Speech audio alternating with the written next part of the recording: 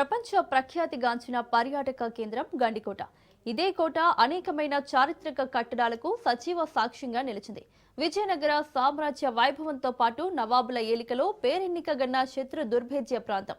దాదాపు 300 ఎత్తున్న రెండు లోయల మధ్య దాదాపు 5 మైళ్లు పెన్నా ప్రవాహం ఉండటం ఈ ప్రాంతం ప్రత్యేకత. అందుకే టాలీవుడ్, బాలీవుడ్ తో పాటు హాలీవుడ్ ను సైతం గండికోట ఆకర్షిస్తుంది. అలాంటి గండికోట ఉత్సవాలను ఏపీ ప్రభుత్వం 3 రోజుల పాటు నిర్వహిస్తోంది.